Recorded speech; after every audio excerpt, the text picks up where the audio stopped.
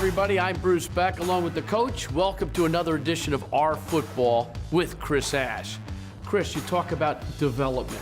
And with development comes growing pains, and you have to show patience. So how do you balance it all? Well, it's tough. There's no doubt, because we're in a microwave society where we want it now. I wish we were 5-1 instead of 1-5. That's where we're at. That's reality. We are developing our players. We're developing our roster. We're still developing our offense. That's where we're at. We're in a developmental stage. We're in a process here. I can't rush it. I can't make it go any faster. We're trying to get it to go as fast as we can. 26 players have seen their first collegiate action this year. That's a plus, but it also means, I got to wait for them to grow. Well, yeah, there's no doubt about it. It's like having a baby. You know, he's got to learn to walk before he can run. And it's no different with some of these individuals that are playing for the first time. They're out there, they're lining up, but they still don't know how to react and adjust to the things that they see on game day. They're getting better. That's the most important thing, is are we seeing progress? And we are. I think of Art Sitkowski. He threw for 267 yards on Saturday, but he also threw 3 interceptions. So how do you evaluate his performance? Again, he's getting better. There are certain things that he has to continue to work on, and he's got to stop doing, namely the interceptions. The opening throw of the game, our tight end was open. He threw it behind him a little bit. It got intercepted. His second pick, he made a poor decision throwing it down the middle. And the third one, he's just trying to make a play late in the game. So I don't worry about that one as much. But we got to throw consistently. We got to make good decisions. But we look at the positives too. He threw a lot of really good balls, had good production, put the ball on the mark in a lot of spots, had opportunities to get some other points on the board too in the pass game. He threw 12 in a row, 12 completions in a row at one point. He also had 29 completions in the game. That's the most since Mike Teal in 2007. So you look at those numbers, those are expanding. It's really impressive. And those numbers, like you mentioned, have not happened around here in a long time, and they're happening with a true freshman at quarterback surrounded by a bunch of other young players. As we continue to grow and develop and improve that pass game and our offense overall, we need to build on that, continue to improve. There's going to be a lot of great days here for Rutgers football. Sitkowski floats it to the corner. Touchdown, Rutgers. Vokalich, his first score of the year. Travis Vokalich, the tight end, just a sophomore, grabs a 7-yard catch for a score. Pretty good stuff there. Yeah, Travis is a guy we've been really high on since last spring. We think he's got tremendous potential. It hasn't necessarily shown up yet, but I think Saturday we saw the signs of what he can become, and he's going to be a real asset and weapon for our offense. He got the opportunity with the injury to Jerome Washington. He had 5 catches for 47 yards. That's good production for a youngster, though. Absolutely. That's what we want out of our tight ends. We'd like to get that out of a couple of them. Davon Robinson's another young tight end that shined a little bit on Saturday in the pass game.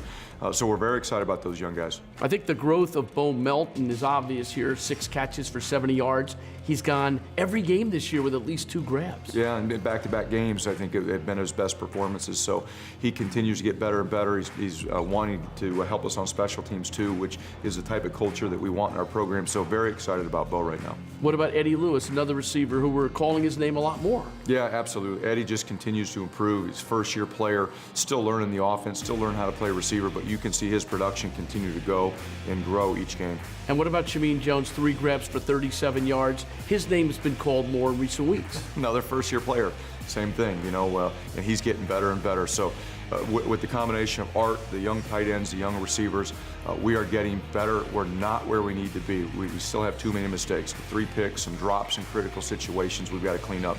But I couldn't be happier right now with the progress and improvement that they have shown.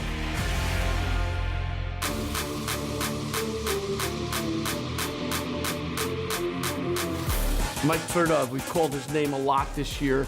Not always in the best because he's had to grow, but this past game he had 5 tackles. He had a tackle for a loss. I see bursts there, bursts of outstanding play. It's just the consistency, isn't it? Yeah, Mike's going to be an outstanding player here. He just loves the game. He plays so hard. He studies. He tries to be the best he can be. He's showing up in every single game. It's no different than the other young players. He's got some mistakes that he makes, but the future is so bright for him, and we need to build our defensive line around him.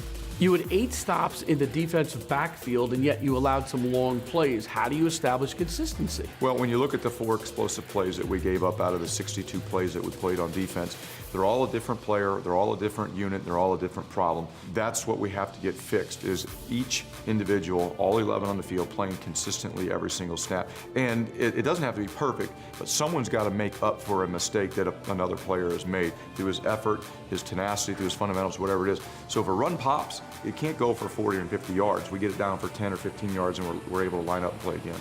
This is funny because it's kind of what you said in your post-game comments. Players want to make plays, but they've got to play disciplined football along the way. They have to allow it to come to them, don't they? Absolutely. In defense, you've got to play within the system, within the structure.